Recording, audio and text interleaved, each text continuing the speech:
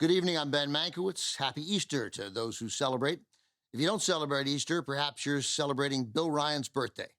He was one of my college roommates, a great guy. I once tried to jam his shoulder back into its socket after he dislocated it running into a fence trying to rob me of a fake home run I'd hit with a tennis racket.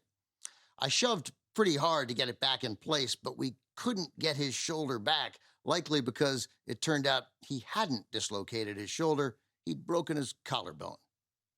Hard to imagine how much that hurt. But he didn't kick me, yell at me, or pass out. Bill is tough.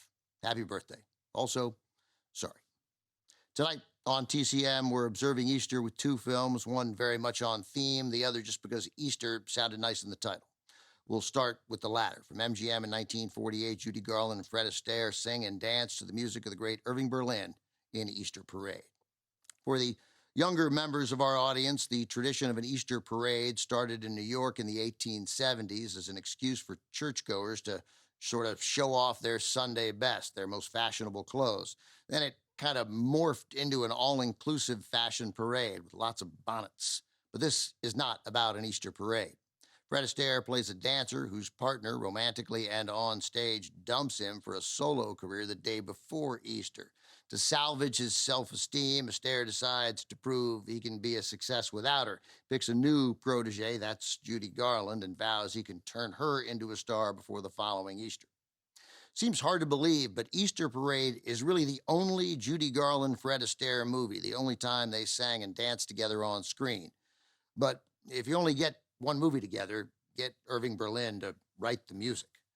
The film has more than a dozen numbers in all, performed not just by Astaire and Garland, but also tap dancing phenom Ann Miller, who plays Astaire's ex. Initially, Vincent Minnelli was set to direct here. Minnelli and Garland were husband and wife at the time, but they were having relationship problems that impacted their work. So 5 days into the production, MGM removed Minnelli from the job, brought in Charles Walters. It was a savvy move that not only saved the picture, but probably also added a couple of years to the Minnelli marriage.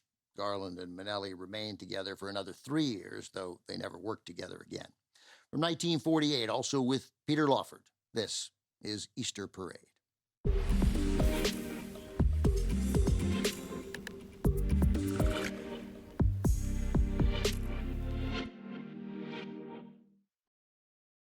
Originally, dancer Sid Charisse was set to play Nadine, Fred Astaire's first partner in Easter Parade.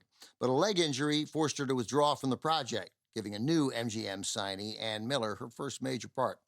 It was not the only leg injury of consequence in the production. As originally cast, Easter Parade would have reunited Gene Kelly with Judy Garland after The Pirate, released the same year.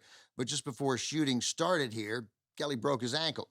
Kelly recommended that Fred Astaire replace him, which seemed like a slam dunk to everyone except maybe Astaire, who'd retired from filmmaking a year earlier. But as I mentioned before the movie, Astaire had never worked with Garland, hadn't even met Judy Garland. Amazing. And he was thrilled to come out of his brief retirement to accept this opportunity. Easter Parade delivered big box office numbers for MGM and left Astaire impressed with his young co-star, who was 25 during production. Judy's uncanny knowledge of showmanship impressed me more than ever as I worked with her, Astaire said. She was wonderful. She danced beautifully. Coming up, our Easter Sunday lineup continues with a biblical epic from 1961, King of Kings. It's next on TCM.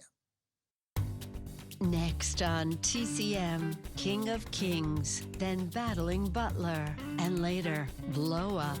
Focus on TCM Imports tonight.